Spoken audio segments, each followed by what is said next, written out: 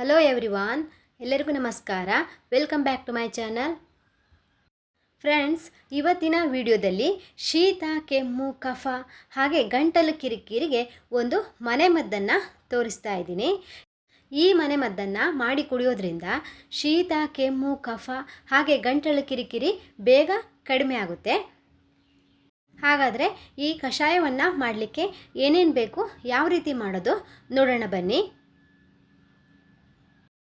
ಕಷಾಯವನ್ನು ಮಾಡಲಿಕ್ಕೆ ನಾನಿಲ್ಲಿ ತುಳಸಿ ಎಲೆಗಳನ್ನು ತೆಗೆದುಕೊಂಡಿದ್ದೀನಿ.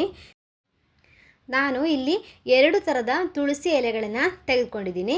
ಇದು ನೋಡಿ, ಸಾಮಾನ್ಯವಾಗಿ ಎಲ್ಲರ ಮನೆಗಳಲ್ಲೂ ಈ ಗಿಡವನ್ನು ಬೆಳೆಸ್ಕೊಂಡಿರ್ತಾರೆ. ಹಾಗೆ ಇದು ಇನ್ನೊಂದು ಥರ ಕೃಷ್ಣ ತುಳಸಿ ಅಂತ ಬರುತ್ತೆ, ಅದನ್ನು ಕೂಡ ನೀವು ಹಾಕ್ಕೊಳ್ಬೋದು. ತುಳಸಿಯಲ್ಲಿ ಅನೇಕ ಔಷಧೀಯ ಗುಣಗಳಿದ್ದಾವೆ.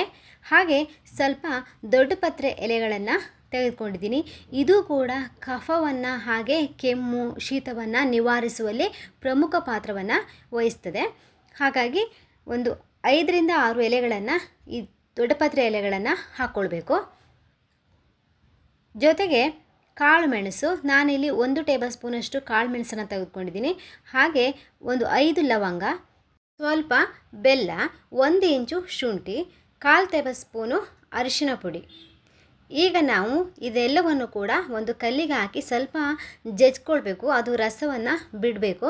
ಹಾಗಾಗಿ ತುಳಸಿ ಎಲೆಗಳನ್ನು ಹಾಕ್ಕೊಳ್ತಾ ಇದ್ದೀನಿ. ಹಾಗೆ ದೊಡ್ಡ ಪತ್ರೆ ಎಲೆ ಹಾಗೆ ಶುಂಠಿ ಇವೆಲ್ಲವನ್ನು ಹಾಕ್ಕೊಂಡು ಸ್ವಲ್ಪ ಅದನ್ನು ಜಜ್ಕೊಳ್ಬೇಕು. ಯಾಕೆಂದರೆ ಅದು ರಸವನ್ನು ಬಿಡಬೇಕು. ಸ್ವಲ್ಪ ಜಜ್ಕೊಂಡ್ರೆ ಸಾಕು. ನೋಡಿ, ಈಗ ನಾನು ಇದೆಲ್ಲವನ್ನು ಸ್ವಲ್ಪ ಜಜ್ಕೊಂಡಿದ್ದೀನಿ. ಈಗ ಇದನ್ನು ಸಪ್ರೇಟಾಗಿ ಎತ್ತಿಟ್ಕೊಳ್ತಾ ಇದ್ದೀನಿ. ಈಗ ಕಾಳು ಮೆಣಸನ್ನು ಹಾಕಿ ಪುಡಿ ಮಾಡ್ಕೊಳ್ಬೇಕು. ಇಲ್ಲಿ ಕಾಳು ಮೆಣಸನ್ನೇ ಪುಡಿ ಮಾಡಿ ನಾವಿಲ್ಲಿ ಹಾಕಬೇಕು. ಕಾಳು ಮೆಣಸಿನ ಪೌಡ್ರನ್ನು ಹಾಕಬಾರ್ದು.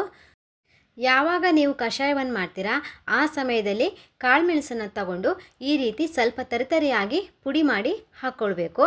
ನೋಡಿ, ಇಷ್ಟು ಆದರೆ ಸಾಕು. ಈಗ ಒಂದು ಪಾತ್ರೆಯನ್ನು ಇಟ್ಟು ಇದಕ್ಕೆ 3 ಗ್ಲಾಸಷ್ಟು ನೀರನ್ನು ನಾನು ಹಾಕ್ತಾ ಇದ್ದೀನಿ. 3 ಗ್ಲಾಸ್ ನೀರನ್ನು ಹಾಕಿ ನಂತರ ನಾವು ಪುಡಿ ಮಾಡಿ ಇಟ್ಕೊಂಡಿರ್ತಕ್ಕಂಥ ಸೊಪ್ಪು ಹಾಗೂ ಕಾಳು ಮೆಣಸನ್ನು ಇಲ್ಲಿ ಹಾಕ್ಕೊಳ್ತಾ ಇದ್ದೀನಿ. ನಂತರ ಇದಕ್ಕೆ ಅರಿಶಿನ ಪುಡಿಯನ್ನು ಹಾಕಿ ಮಿಕ್ಸ್ ಮಾಡಿಕೊಳ್ಬೇಕು. ಹಾಗೆ ಲವಂಗವನ್ನು ಕೂಡ ಈಗ ಸೇರಿಸ್ಕೊಳ್ತಾ ಇದ್ದೀನಿ. ಈಗ ಇದನ್ನು ಚೆನ್ನಾಗಿ ಕುದಿಸ್ಬೇಕು. ನಾವು ತೆಗೆದುಕೊಂಡಿರ್ತಕ್ಕಂಥ 3 ಗ್ಲಾಸ್ ನೀರು 1.5 ಗ್ಲಾಸ್ ಆಗಬೇಕು. ಅಲ್ಲಿವರೆಗೂ ಇದನ್ನು ಚೆನ್ನಾಗಿ ಕುದಿಸ್ಬೇಕು.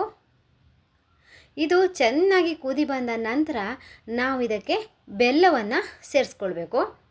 ಯಾಕಂದರೆ ಈ ಕಾಳು ಮೆಣಸೆಲ್ಲ ಸ್ವಲ್ಪ ಖಾರ ಇರುತ್ತೆ. ಹಾಗಾಗಿ ಈ ಬೆಲ್ಲವನ್ನು ಹಾಕೋದ್ರಿಂದ ಕಷಾಯದಲ್ಲಿ ಸಿಹಿ ಮತ್ತು ಖಾರ ಎರಡೂ ಕೂಡ ಇರುತ್ತೆ. ಬೆಲ್ಲ ಹಾಕಿರೋದ್ರಿಂದ ಕುಡಿಲಿಕ್ಕೆ ತುಂಬ ಖಾರ ಅನಿಸೋದಿಲ್ಲ, ಟೇಸ್ಟು ಕೂಡ ಚೆನ್ನಾಗಿರುತ್ತೆ. ಈಗ ಬೆಲ್ಲವನ್ನು ಸೇರಿಸ್ಕೊಂಡಿದ್ದೀನಿ. ಬೆಲ್ಲವನ್ನು ಸೇರಿಸ್ಕೊಂಡ ನಂತರ ಮತ್ತೆ ಇದನ್ನು ಚೆನ್ನಾಗಿ ಕುದಿಸ್ಕೊಳ್ಬೇಕು. ನೋಡಿ, ಈಗ ಚೆನ್ನಾಗಿ ಕುದ್ದಿದೆ, ಕಷಾಯ ರೆಡಿಯಾಗಿದೆ ನೋಡಿ. ಈಗ ಇದನ್ನು ನೀವು ಸೋಸ್ಕೊಳ್ಬೇಕು. ನೋಡಿ, ಈ ಕಷಾಯವನ್ನು ನಾವು ಮಾಡಿ ಕುಡಿಯೋದ್ರಿಂದ ಶೀತ, ಕೆಮ್ಮು, ಕಫ ಹಾಗೆ ಗಂಟಲಲ್ಲಿ ಉಂಟಾಗ್ತಕ್ಕಂಥ ಕಿರಿಕಿರಿಯನ್ನು ಇದು ಕಡಿಮೆ ಮಾಡ್ತದೆ. ಈ ಕಷಾಯವನ್ನು ಬಿಸಿ ಬಿಸಿಯಾಗಿ ಕುಡಿಬೇಕು. ನಾವು ಟೀ ಕಾಫಿಯನ್ನು ಕುಡಿತೀವಲ್ಲ, ಅಷ್ಟು ಬಿಸಿ ಇರಬೇಕು. ಹಾಗೆ ಬಿಸಿ ಬಿಸಿಯಾಗಿ ಕುಡಿಬೇಕು. ಯಾಕೆಂದರೆ ಕುಡಿಯುವಾಗ ಈ ಗಂಟಲಿಗೆ ತಾಗಿದಾಗ ನಮಗೆ ಗಂಟಲಲ್ಲಿ ಉಂಟಾಗ್ತಕ್ಕಂಥ ಕಫ ಕಡಿಮೆ ಆಗ್ತದೆ, ಗಂಟಲ ಕಿರಿಕಿರಿ ಎಲ್ಲವೂ ಕೂಡ ಕಡಿಮೆ ಆಗ್ತದೆ. ನೋಡಿ, ಇದನ್ನು ದೊಡ್ಡವರಿಂದ ಮಕ್ಕಳ ತನಕ ಎಲ್ಲರೂ ಕೂಡ ಕುಡಿಬೋದು. ದೊಡ್ಡವರು ಕುಡಿಯೋದಾದರೆ ಇದನ್ನು ಈ ಗ್ಲಾಸಿನಲ್ಲಿ ಒಂದು ಅರ್ಧ ಗ್ಲಾಸಷ್ಟು ಕುಡಿದ್ರೆ ದೊಡ್ಡವರು ಸಾಕು.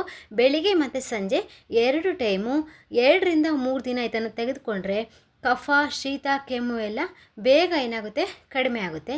ಮಕ್ಕಳಿಗಾದರೆ ನೀವು 1/4 ಗ್ಲಾಸ್ಗಿಂತ ಕಡಿಮೆ ಕೊಟ್ಟರೆ ಸಾಕು. ಇದನ್ನು 1 ವರ್ಷದ ನಂತರದ ಮಕ್ಕಳಿಗೆ ಕೊಡಬೇಕು. ಮಕ್ಕಳಿಗಾದರೆ ಸ್ವಲ್ಪ ಬಿಸಿ ಕಡಿಮೆ ಇರೋದು ಕೊಡಿ. ಹಾಗೆ ಮಕ್ಕಳು ಈ ಕಷಾಯ ಖಾರ ಇರೋದ್ರಿಂದ ಸ್ವಲ್ಪ ಅಳ್ತಾರೆ. ಹಾಗಾಗಿ ಮಕ್ಕಳು ಈ ಕಷಾಯವನ್ನು ಕುಡಿದ ನಂತರ ಅವರಿಗೆ ಸ್ವಲ್ಪ ಬೆಲ್ಲವನ್ನು ಕೊಡಿ. ಆಗ ಅವರಿಗೆ ಬಾಯಿ ಖಾರ ಅನ್ನೋದು ಸ್ವಲ್ಪ ಕಡಿಮೆ ಆಗುತ್ತೆ. ಈ ಕಷಾಯವನ್ನು ನೀವು ಒಮ್ಮೆ ಟ್ರೈ ಮಾಡಿ ನೋಡಿ. ಮಳೆಗಾಲದಲ್ಲಿ ಅಥವಾ ಬೇರೆ ಸಮಯದಲ್ಲಿ ಉಂಟಾಗ್ತಕ್ಕಂಥ ಶೀತ, ಕೆಮ್ಮು, ಕಫವನ್ನು ನಿಮಗೆ ಬೇಗ ಇದು ಕಡಿಮೆ ಮಾಡುತ್ತೆ. ಈ ವಿಡಿಯೋ ನಿಮಗೆ ಇಷ್ಟ ಆದರೆ ಲೈಕ್ ಮಾಡಿ, ಶೇರ್ ಮಾಡಿ. ಹಾಗೆ ಹೊಸದಾಗಿ ಯಾರಾದರೂ ನಮ್ಮ ಚಾನಲನ್ನು ವಿಸಿಟ್ ಮಾಡಿದರೆ ಸಬ್ಸ್ಕ್ರೈಬ್ ಮಾಡೋದನ್ನು ಮರಿಬೇಡಿ. ಇನ್ನೊಂದು ಹೊಸ ರೆಸಿಪಿಯೊಂದಿಗೆ ಮತ್ತೆ ಭೇಟಿಯಾಗೋಣ. ಧನ್ಯವಾದಗಳು.